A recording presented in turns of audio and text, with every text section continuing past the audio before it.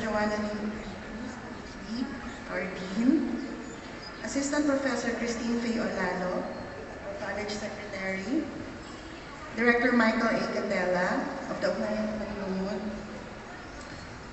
my fellow faculty members from the Departments of Architecture, Human Kinetics, Humanities, and Social Sciences, headed by our esteemed department chairs, Assistant Professor Ryan Sakayawan, Assistant Professor Jesril Abarca, PhD, Associate Professor Dennis John Samailo, PhD, and Assistant Professor Andrea Manaya Ragradio. Beloved parents, honored guests, and of course, the graduating class of 2025. It is my immense pleasure and profound honor to have been given the task to welcome you all to this recognition ceremony of the University of the Philippines, Mindanao, College of Humanities and Social Sciences on behalf of the Vice Chancellor for Academic Affairs, Associate Professor Maria Stella Salazar, PhD. This event serves as a prelude to the commencement exercises. We pause and gather today to acknowledge and commend the remarkable achievements of our graduating students who have exemplified the ideals of academic excellence, critical thinking, and civic engagement that define the essence of a UP Mindanao education. The commencement exercises on Thursday will be a momentous occasion to think that many of them have not had the chance to attend formal graduation rites when they finished senior high, right? The class of 2025 is a special breed of scholars ng bayan, navigating college life in the midst of a global pandemic and transitioning to the new modalities of learning. And for that, dear graduating students, the faculty and administration of UP Mindanao, who actually struggled even more than you did during the pandemic, are immensely proud of you. You have demonstrated resilience, adaptability, and an unwavering commitment to your studies. It is always heartwarming to see our graduates strike their poses before the oblation, a privilege earned by every scholar na lumaya na sa sumpa.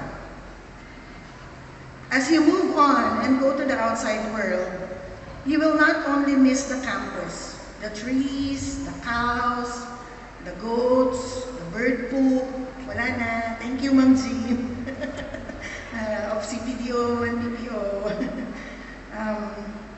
You will also miss the intellectual discourse, the creative expression, the weird people like you, and everything that is meant by the lyrics of the UP Naming Mahal, a hymn that we sing with a raised left fist, kaliwang kamao, malapit sa puso. Utak at puso are what UP also stands for. You will not miss the sleepless nights and stress. Sorry to say. Not because you can now dismiss them, but because they will not go away. They are the realities of adulting, along with the challenges of limited material resources and the many twisted values of our society. But those are what we have prepared you for. Earning the sablay means that you have more than what it takes to thrive in the real world. So whenever you feel down or doubt yourselves, look back at your oblation selfies and remember what it symbolizes. Selfless service, patriotism, sacrifice, and freedom.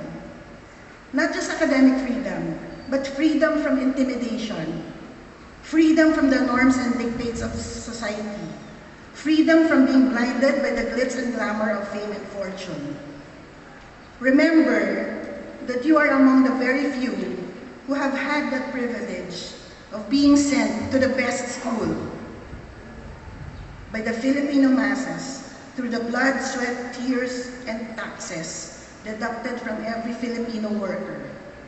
who deserves a better nation. Your sublime is not meant to be flaunted for entitlement.